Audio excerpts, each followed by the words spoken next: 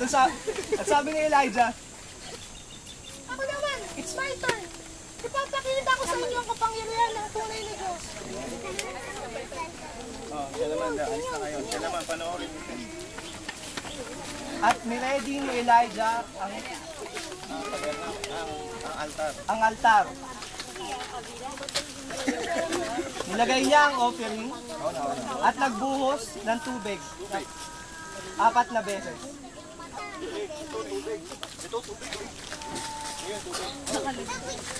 Buta mo may hawak. 4 na beses.